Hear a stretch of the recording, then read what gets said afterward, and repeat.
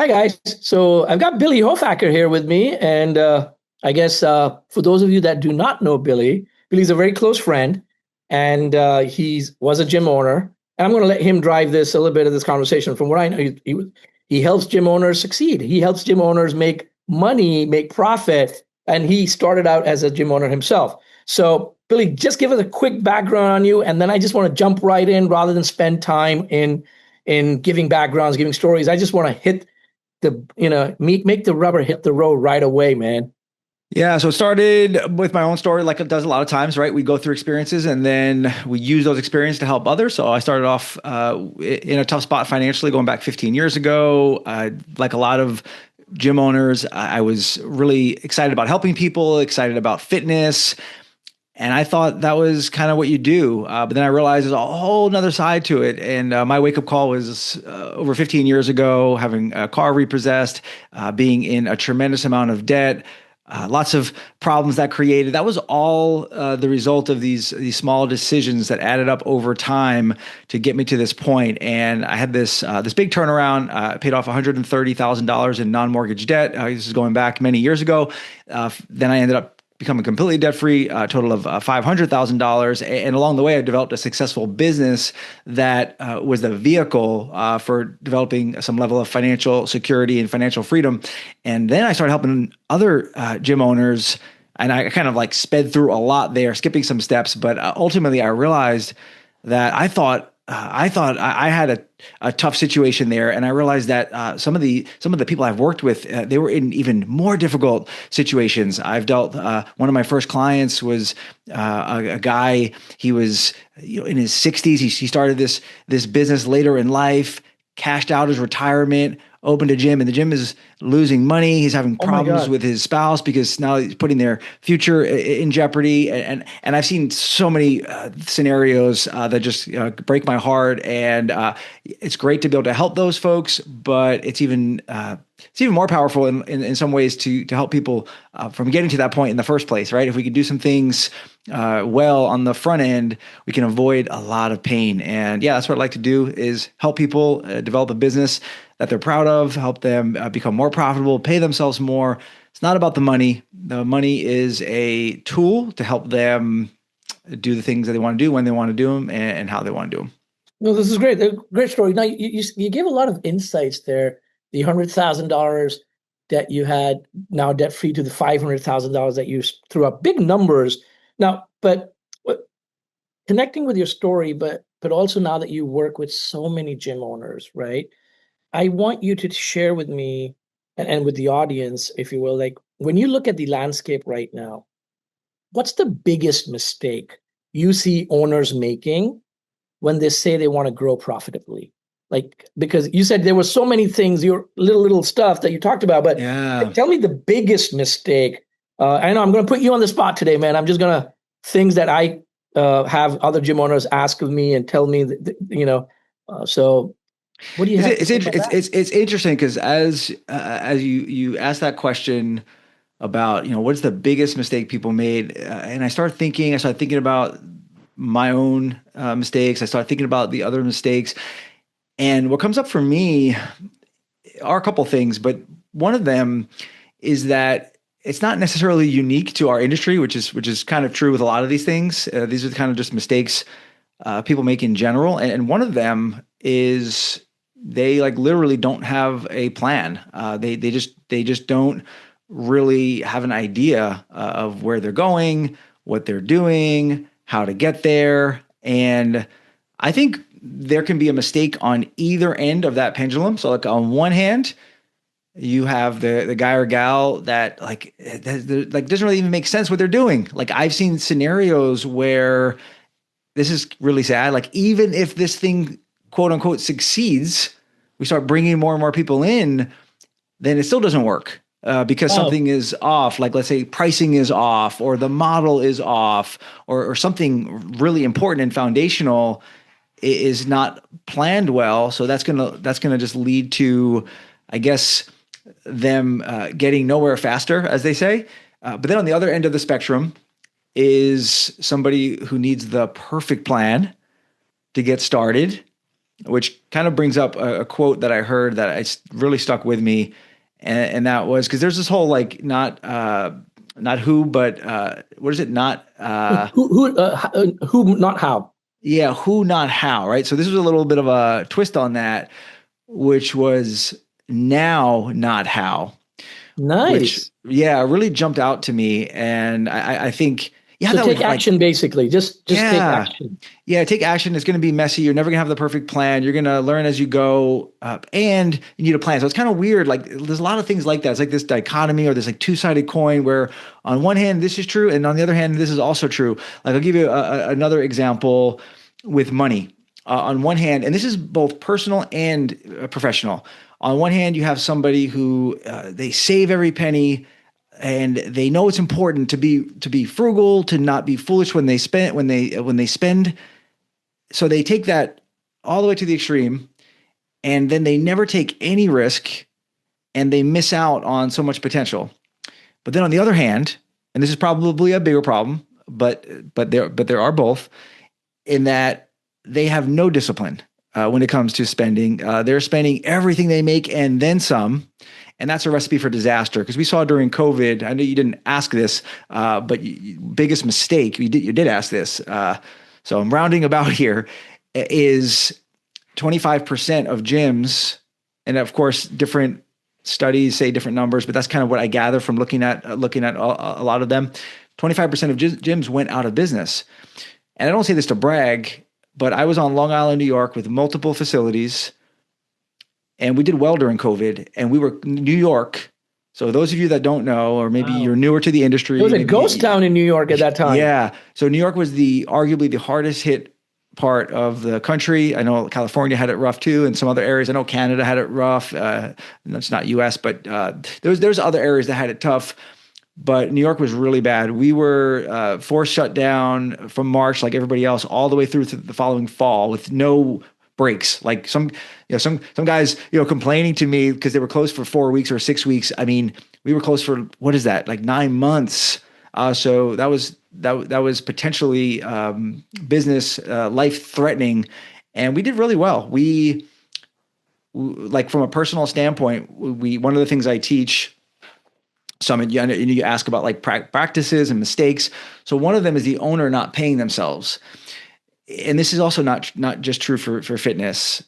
The idea that I am going to build this business in our industry, at least. I know there's tech businesses and things like that where things are a little bit different, but in a kind of a small business, service-based type business, this idea that I'm gonna grow the business and then I'm going to become profitable and then I'm going to start paying myself. It's backwards mentality. We need to make sure we're paying ourselves first. We're paying ourselves early. We're paying ourselves ideally what we need to live and then some. And during that whole period of COVID, so for that, and I lived in New York. So at that point, we had 4 children. My wife does not work outside the home. So you could figure out like I wasn't surviving off of $40,000. I did not once in the entire 9 months miss a paycheck. And I don't say that to brag. I say that to illustrate how effective it can be when you forget about the noise, you forget about trying to look a certain part, you forget about what everybody's doing on social media, you put your head down, you do the best practices, build a strong foundation. And for one of them is cash, right? Having cash in your business. I think it was Warren Buffett who says the number one rule in business is not to run out of cash. And that's what happened in COVID. That's what happens.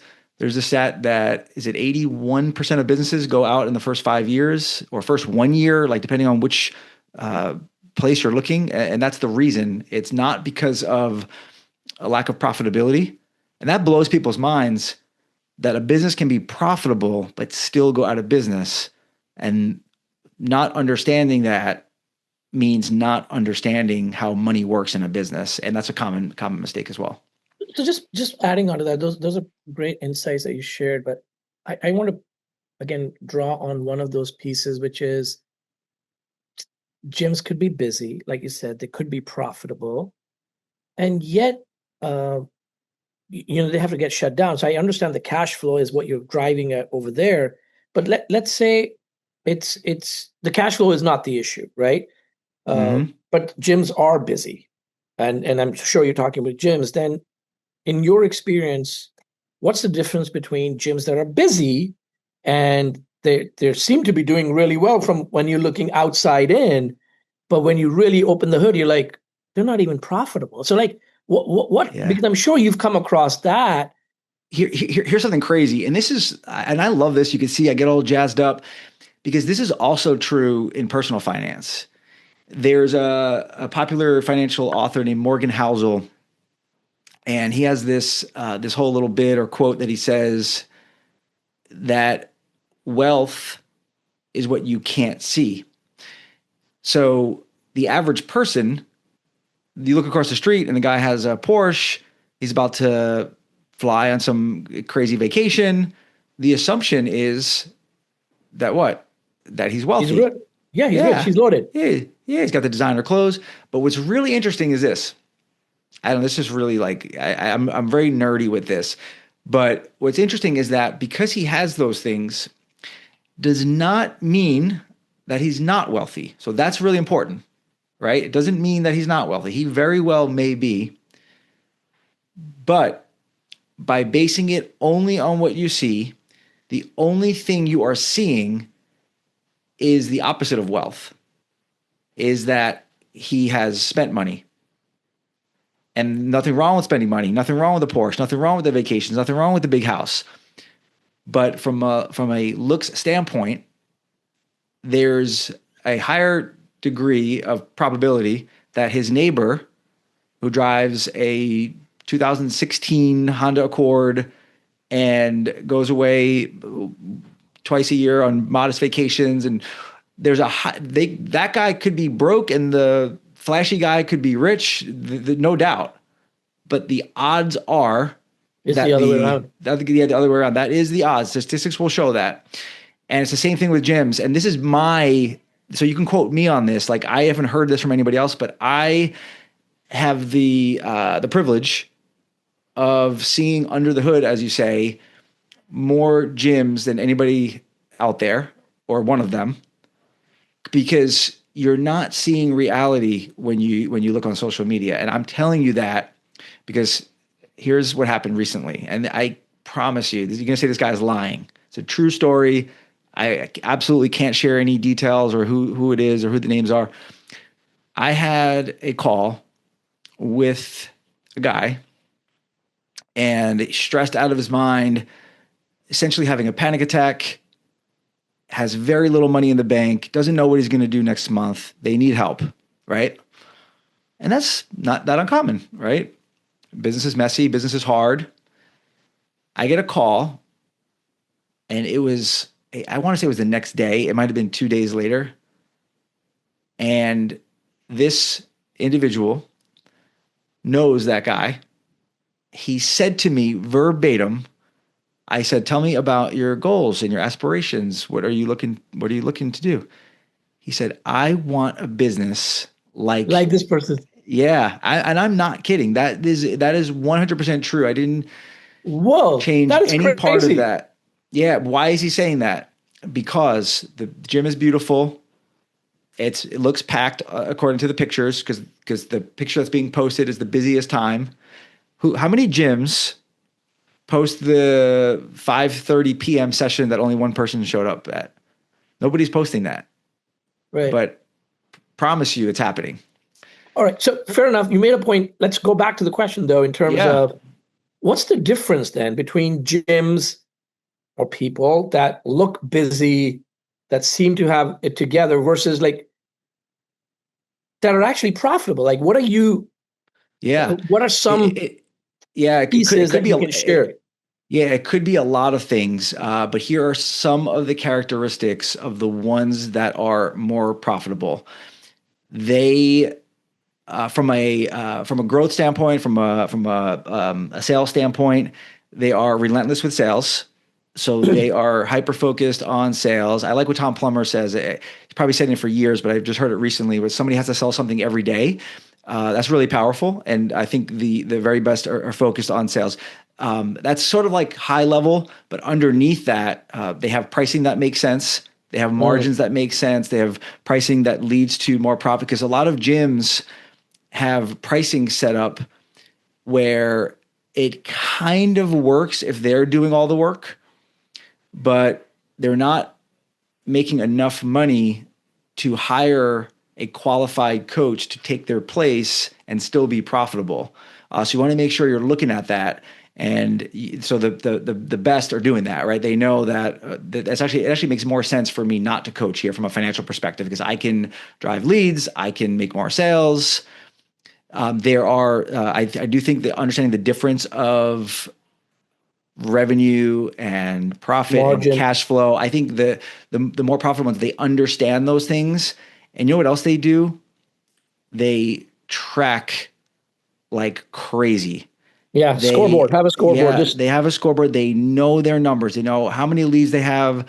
They have their cash flow projections. They have a budget. They know their numbers. And the last thing I'll say, because there's lots of things, but the last thing I'll say is, there was a quote Zig Ziglar said back in the day, which was, be a meaningful specific and not a wandering generality. They are specific with what they want. The ones that really are profitable, really are living a good life, they are chasing something that is specific. So they say, I'm I love it. I getting love to it. X margin, I'm getting to X profit, I'm getting to X amount, whatever it is. The other ones, when you say, hey, what do you want? I want more leads. It's Fair the enough. opposite, I right? like how you said that when you started even the early part of the segment. You're like, they have a plan, and then Mm-hmm. you said the one part of that plan is be focused, hyper focused on sales growth, and then make sure that the plan works with the revenue, the margins, the profitability, Yeah. and then and track it. Let me say one more thing that I have to say, because I see so many of these things, and these things aren't necessarily like always 100% true. Like, can there be somebody profitable that doesn't track as much? Like, of course, right? There's a lots of factors here, but these are the common threads. The other one is, they are very disciplined, especially with their fixed expenses. Hmm. The guy who takes out a huge loan and has a huge payment, which has to be paid back with after tax dollars, by the way, that creates a tremendous drain on cash. And I'm not a debt crusader in the sense of it's always the most evil thing, but I will say you should have a healthy fear of taking on something like that, unless you have good reason to think it's going to work out. I think you want to be very careful, because that can create a tremendous drain. But I that's like just that word, debt crusader.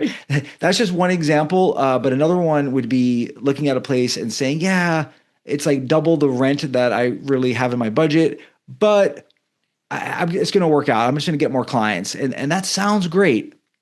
But then what happens when you move forward, and then another place opens up right down the block, and now you have a little problem that you didn't have before, and you're putting unhealthy pressure on yourself.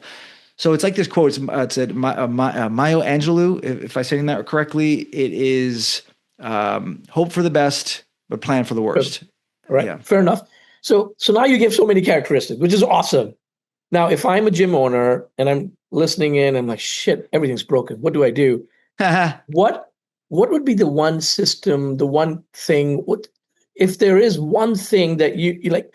Let's look at your coaching. When you go in, you Hmm. work on the profit side of things with gym owners. Where do you start off by saying this is the one system that I would want you to first improve, and you point to that as first? And so what is that and why? So this comes back, and it's very personal to me, but the vision for our family was that we wanted my wife to be home with our kids, and that doesn't mean it's better than the alternative, right? It's just what we wanted. So it was really important that we had enough money coming in to fund our personal life. Like, it wouldn't work. It was interesting is, I have never, I don't know, Sumit, I know you well, but I don't know you this well. So I have never had a quote unquote job. So a lot of people like they come from the corporate world and then they start a business or they build up some money. My first LLC was either 2000 or 2001. Whoa. So that was what, 25 years ago. Yeah. So I was like 21 years old, give or take. But even before that, because I went to college for a couple of years and then I did some part-time things, and then I became a trainer with the ISSA at age 18, and I was an independent contractor, so it was still kind of like my own business, right? Even then. Yeah. Yeah. Yeah. And I've always had to, as they say, I don't know if you've heard this one, you'll like this one, that I've had to kill what I eat, um, leave the cave, kill something, drag it back, kind of thing. And it was interesting. I was actually on a date night with my wife recently, and I said to her, because I was telling her some things about the business, and she's just like, she's barely listening. And I said, I'm just curious. I said, like, what do you think of this? Like, it's like I'm telling you about the business growth and this and that. And she said, yeah, she's, I don't really stop to think about it a lot, that, we have 5 children now. And she says, like, if you don't like make money or make sales, like, we don't live, we don't eat. And that sounds, even when I say that, it sounds like there's so much pressure there. And I don't really feel that pressure, thankfully. I don't know why. Maybe it's a faith, that's part of it. I trust, I don't know. But this is my super long-winded way of answering your question. I think the first thing we should look at, especially when it comes to the financial side, which is where I like to focus, is, and I think everybody should focus there, by the way. And the best business minds will tell you that. Like, if you don't know your numbers, you don't know your business. Yeah. It's been said that the accounting is the language of business. So I want to look at, is the owner paying themselves? If the owner is not paying themselves, here's the harsh reality, and this can be quoted. If the owner, well, it actually is a quote from the book behind me, which is, what is it, Big Profit, Simple Numbers by Greg Crabtree. He says a business that doesn't pay the owner is sick. Ooh. So we can think of it that way. There's a reason for it. It's not healthy. You'll never sell a business that can't pay the owner. Who would buy a business that doesn't pay the owner? So that is where I would start. And then, of course, the follow-up questions is, well, how do we fix it? And that's when we look at, No, fair enough. I think I picked up on another thing. I know you said that, but when you gave your background and you talked about how you started and your what I picked up on was, I know you didn't say this, but what I picked up on was the clarity you had about wanting your wife to stay at home and make that work. You like, for me, that's, yes, it's not dialed in. I don't know the plan, but I have this clarity that, good. you know what, I need this to happen, and I'll go and figure out the rest of the stuff and I will make it happen. Like you said, I have 5 kids. I mean, and there's no pressure because you have clarity that I am the provider there. I will make this happen. Yes, you have faith in yourself. You have faith in the all powerful, and you're like, it will work. But your single statement, which you gave, when that's what I picked on, was the utmost clarity. And you said this during your this talk so far, like, hey, the best gym owners know what they want. They have a plan. They're very specific. You were very specific. This is what I want. And then everything else was, that's how I picked it up. Oh, so good. Can I say one more thing about that? Yeah, please. And then I have a lot more questions. So go. I think this is arguably the biggest takeaway of the talk, and that is talk about the clarity. So one thing I worry about is, I'm worried somebody's listening and they say, "Oh, I don't have that clarity, so I'm like totally screwed." So I want you to know, I'm talking to somebody here. I want you to know that that's okay. This is a process. It takes time. That's why we have things like coaching and things like that. You just have to start, but it's worth putting time into. Think about it. Like, there's all these different analogies. I know, like with weddings is a big one. They say like most people spend more time planning their wedding than they plan their marriage or their life. So like, why in the world would you not spend time thinking about where you want to go? Like, it's only your life, right? Not that big of a deal, right? So think about the end in mind. It's like a Stephen Covey thing. But here's the thing I want to share, which is the word. I learned this so many years ago, like 20 something years ago, but it actually is sticking out more recently as I'm getting older. And that's the word decide. So the word decide, there is other words that have that part of the word, like homicide, Mm, right? You hear a homicide, what does that mean? It means somebody killed somebody, right? So another way to say somebody killed somebody is they like cut them off. They're no longer in existence, right? So to decide is to cut something off. So yeah, what you pointed out, Sumit, is that we cut off the option for my wife to work yeah. Burn the and boats, burn the bridges, burn the keep moving. boats. Yeah, and I've also done that. I said I'm not a debt crusader. However, I decided. Here's another weird fact about me, and this will counter a lot of the stuff you'll hear out there. Is that I grew two brick and mortar facilities on Long Island, New York, really expensive area. We were definitely one of the most profitable gyms, and we never borrowed a dollar to do so. That's amazing. That's And amazing. we never used. So this is where I was a debt crusader. We never used. Not just didn't have. Not just didn't use. Didn't have a credit card. So we did that without having a credit card. So there's many people out there that say that's impossible, but it's obviously not impossible because I did it. Why did I do it? It's because I'm really special? No, it's 100% because I decided to do it that way. And that's the thing that a lot of people just never do. They just never They don't decide. take a stand. They don't say, I'm going to pay myself what I'm worth. I'm going to charge what I'm worth. I'm going to stop treating this business like an amateur and I'm going to be a professional because amateurs, they, they, they try and then they stop. Professionals keep trying until they get it right. And that's the difference. They decide to do that. I love it. When you were saying that, um, the image that was popping up in my head was I saw this recently that failures are acting like a step to Mm-hmm. where you want to be. Like you said, professionals don't give up and they just keep learning. Mm-hmm. So every Mm-hmm. failure is a step to Mm-hmm. learn and build on. So sweet. All right. It's So good. you said you started in 2000. You're here in 2025. You went through. We all went through the COVID period. Um, Mm-hmm.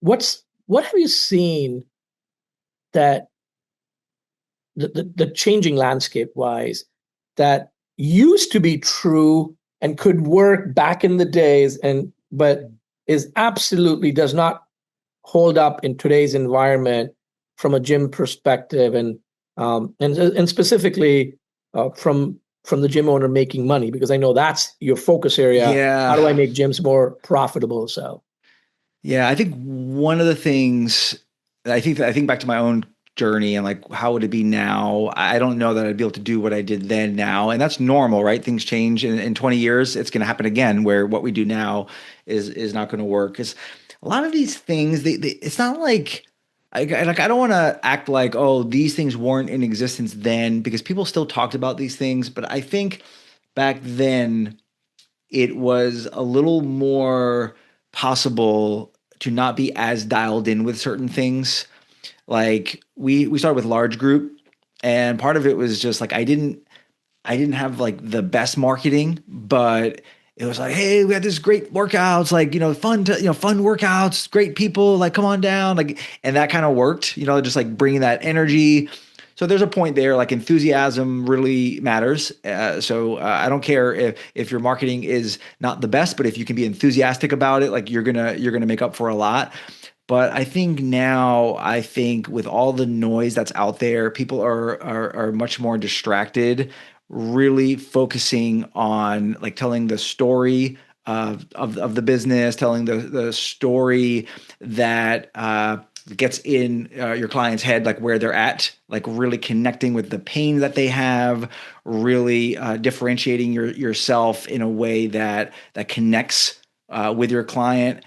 I think with all of the technology and all of the AI, I know this is no secret, but in a lot of ways it's counterproductive. And I think these gym owners that are just trying to automate everything, I think they're going to regret that because it's the people that feel the human connection will never be replaced. yeah, it's all about the human And connection. I totally align with you on that part. And yeah, yeah. Yeah, and the market's mature, and the more mature you go, like it's think about it. You said that, and it's a pet peeve of mine.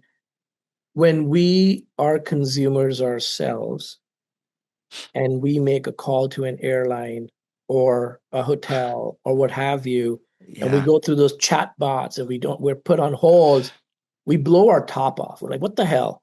However, when we Yeah. become business owners, Good point. we start saying, oh, let's automate that. It'll be so nice if we had an Yeah. AI bot just Yeah. answer my Yeah. messages or answer my this thing. And you're like, you just totally, it's so funny that you talk about the dichotomy early part of this conversation. It's Yeah. so funny, like just depending upon where you stand, the lens that you look at it just totally changes. So as a 100%. consumer, you hate it, but as a business owner, you're like, yeah, this is it. This is going to be, and you forget, no, you're Yeah. in the human connection business. So Yeah. I'm glad that you said that. My number one thing when I get on with those things is I just stop and I say, can you put me on with a live representative? Like that's all I say. Like I Yes, just keep doing that. representative. Yes, So yeah, that's such a good point. With that said, if you ignore the technology, you will also fall behind. So yes, happy there's medium. the same piece there. But yeah, just to go back to that point, I think it's become, more competitive for sure. There's like so many options for people. So you really have to treat it professionally. When you think about hiring, I think we need better hiring processes. We need better onboarding. We need to probably pay a little bit more than we used to. And Yeah. not just because of inflation, but just to really be able to deliver excellence for our customers and clients. Yeah. So one additional thing that you and I are definitely aligned on is that you can't outgrow a leaky bucket. And we did not talk about this a little bit, but I from your lens, I want to understand, how do you see retention impacting profit, not just revenue, but decision making? Like, because since you brought that piece of in, I'm just curious to get your take on that too. Again, retention. Here's a good way. Here's I think a good way to think about it. And we go back to like the essentialism, which I know we've talked about outside of this as well. And it's thinking about like the things that you have and thinking about your business. Looking at all the pieces of your business. I'm gonna get to your question, but you think about the pieces of your business and you say, okay, if I didn't have these things, what would I do to get them? And there's a lot of things in the business that you probably wouldn't do much to get them. Like, let's say this part-time trainer that's always late causes you stress.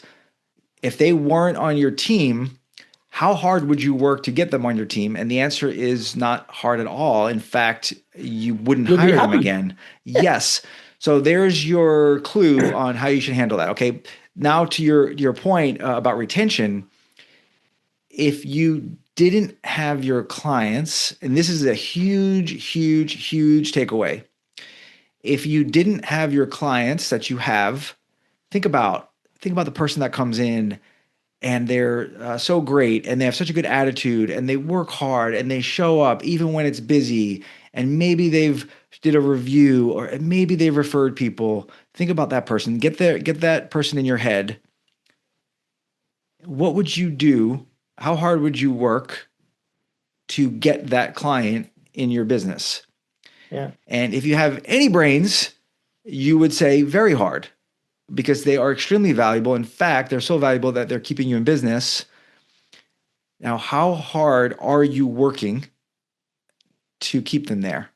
Yeah. And Yeah. if there is a dramatic difference between those two, one of the best ways you can grow your business, this is not talked about a lot. One of the best ways to grow your business, it's probably not really sellable, right? It is in certain ways, but like for coaches, it's like it's not as sellable. Is like, Yeah. how can we work harder at providing great value for our clients? How can we make sure we thank them? How can we make sure we solve their problems, answer their questions? Because if you lose them, and I used to struggle with this. I used to like, because I had a team, right? We had 10 people on the team and somebody would quit. I would go crazy and I would uncover everything. I would say, when was the last time they were texted? And what did we do? When did we do a goal check-in? And it was 5 days too late if we wouldn't have done that. And I think you have to be careful because I was a little immature. People are going to leave. We can guarantee that. Sometimes it just doesn't. It's not a fit for them. But within your power, within reason, what can you do to keep them happy? Pretend each client has one foot out the door. How would you how would you react and respond? No, I love that. I mean, and you're preaching to the choir there because that's absolutely how we look at it too. Like you got to figure out a way to make them stay longer and pay longer. That's as simple as that because if we don't get that dialed in, and it's the boring stuff, right? If you just, I guess what happens is you lose that luster. There is something to be Yeah. said about the chase Yep. of chasing new things, chasing new people, and looking at a growth from new energy coming in. But the bills are paid by the clients that you service, and we don't spend too much of time, energy, effort thinking about how I can make that experience a little bit better. Okay, well, I know we're up on time, so I'm just going to ask Hmm. you a couple of last final bit questions here. Um, Yeah. so you know, so I'm sure like some people may already know you, Billy, Yeah. and because we're moving the same circle. Some people may not, but I would like to understand for both this thing as we enter into 2026, Yeah. and we want fewer surprises, more control, more profitability. What advice would you give? What would you want to do? Like, what would you say? Start off and do this. I mean, Yeah, I would say from like, well, I'll give you like a high level and then like a low level. So maybe you're a bigger thinker, maybe you just want something really practical. I'd say higher level, think about what you want, like to go back to our early point, like start with the end in mind, think about what you want to get out of this business, and then connect that to the finances. And that's what I do as a coach. I help people do that. All right, so I want to go on X amount of vacations. I want to pull myself off the training floor 5 or 10 hours. I want to hire so I can add this program, like whatever it is. But now we want to connect that to the impact on the financials, like what has to happen and how would that affect financials for that thing to become true. So that's one is get clear on what you want and connect that to the financials, which is not so easy for people, right? Because it's not necessarily their skill set. But on a very practical level, is to do some kind of forecast because what happens with some owners is they get so busy and they're so caught up in the day to day that like from an extreme standpoint, like running out of cash should not be a surprise, yeah, right? yeah, Like if you know your numbers and you know your business, like I have a client I'm working with, they are losing money, right? And it happens, but we have a plan to stop that gap. And we know based on X, Y, and Z scenarios what's going to happen over the next few months. They have enough runway to handle that and then some. That's the key is being proactive. But if we just say, hey, let's do more social media posts and things will work out, and then before you know it, 3 months go by and you don't understand your numbers, you don't understand your cash flow, you don't understand your profit and loss. Now you're in trouble when you could have just been proactive and said, what do I need to be doing precisely over the next 2 weeks, 4 weeks, 2 months to make sure that we end up in a better cash position at this point or where we want to be. yeah. So how do the audience continue the conversation with you? They want to learn more. They want to get more insights. What can they do? Easiest way, if somebody's comfortable, is just to reach out, just share what you have going on. We'll connect. I would love to listen to what you have going on and point you in the right direction, whether that's working with me or not.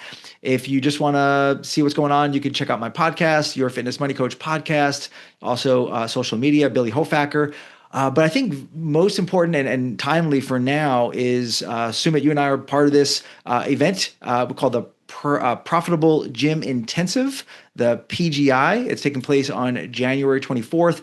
There are some outstanding presenters. I'm speaking on cash, profitability, helping you become even more financially successful. And then we have other presenters doing great topics like sales, retention, operations. We have some. There are two very successful gym exits from the presenters that we'll share the information on that. I know it's a hot topic if people are interested, but it's going to be a great time. There's a great room forming. It's going to be one of those events that you look back and you say that was a pivotal moment in my career and my life. Yeah, no, this is great. I mean, it's a small group. I get it, and we'll put out the link, and I'm happy to be there as well. So cool, Billy. Thank you once again for your time. We appreciate you. We appreciate you taking out the time and sharing your story, sharing these great nuggets, and have a great holiday season. And Yes, thank you so much. yeah, You too. Merry Christmas and Happy New Year, man. Thanks so much.